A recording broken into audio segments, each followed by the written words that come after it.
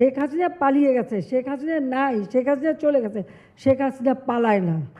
এটা শেখ হাসিনার তৃতীয়বারের পলায়ন। এটা শেখ হাসিনাকে পরাজিত করেছে, তাকে পালিয়ে যেতে বাধ্য করেছে। আর একটা কথা বলে রাখি, প্রথমবারের মতো কিন্তু শেখ হাসিনা পালায় নাই।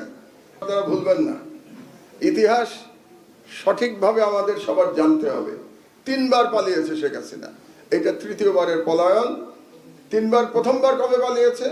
যখন তার পিতা নিহত হয়েছিল 1975 সালের সেনা বিদ্রোহে, তার পিতা নিহত হয়েছিল এবং বাকশালের পতন হয়েছিল। তখন সে বাংলাদেশ থেকে পালিয়ে, সে তখন বিদেশে অবস্থান করছিল। তারপরে সে 6 বছর দিল্লির আশ্রয়ী ছিল। আপনারা অনেকেই হয়তো জানেন, কেউ কেউ জানেন না। 75 থেকে 81 6 বছর দিল্লির আশ্রয় ছিল এবং দিল্লি থেকে তাকে ব্রেন ওয়াশ করা হয়েছে। দিল্লি থেকে তাকে শেখানো হয়েছে কিভাবে বাংলাদেশে ফিরে এসে সে ভারতের স্বার্থ উদ্ধার করবে। এটা হলো প্রথমবারের পলায়ন। দ্বিতীয়বারের পলায়ন 1/11-র পরে। 1/11-র পরে যখন সেনাবাহিনী থেকে বলা হলো 2 নেত্রীকে পালিয়ে যেতে, 2 নেত্রীকে বলা হলো আপনাদের দেশ থেকে বের করে দিলে আপনারা বেরিয়ে যাবেন, তাহলে আপনাদের বিরুদ্ধে কোনো মামলা দেওয়া হবে না। শেখ হাসিনা একদিনও দেরি না করে বাংলাদেশ থেকে পালিয়ে গেছিল। শেখ হাসিনা, বেগম খালেদা জিয়া পালান নাই, শি রিফিউজড। তিনি বলেছিলেন আমি বাংলাদেশ ছেড়ে যাব না। আমি ইতিহাসের নিয়ে লেখাপড়া করি, এই জন্য আপনাদেরকে জানাচ্ছি। যখন বেগম খালেদা জিয়া বললেন যে আমি যাব না, তখন একটা মজার ঘটনা ঘটলো। তখন তো পলিটিক্যালি বেগম খালেদা জিয়া জিতে গেলেন হাসিনার উপরে, কারণ তিনি আর্মিকে চ্যালেঞ্জ করলেন, মঈনকে চ্যালেঞ্জ করলেন, চ্যালেঞ্জ করে বললেন আমি যাব না, আর হাসিনা পালিয়ে গেল। তো রাজনৈতিকভাবে হাসিনা পরাজিত হয়ে গেল। তখন মারা গেছেন ভদ্রলোক, সাংবাদিক ABM মুসা, আপনারা নাম শুনেছেন নিশ্চয়ই। ABM মুসা তো আওয়ামী লীগ, উনি আওয়ামী লীগেরই ছিলেন, উনি শেখ মুজিবুর রহমানের MP ছিলেন 73 সালে।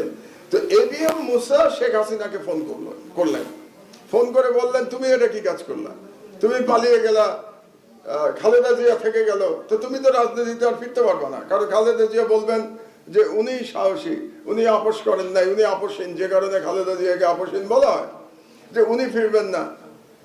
তখন শেখ হাসিনা উন্মাদ হয়ে গেল ফিরে আসার জন্য। শেখ হাসিনাকে তখন ফিরতে দেওয়া হয় নাই ইনিশিয়ালি, এটাও আপনারা হয়তো জানেন না।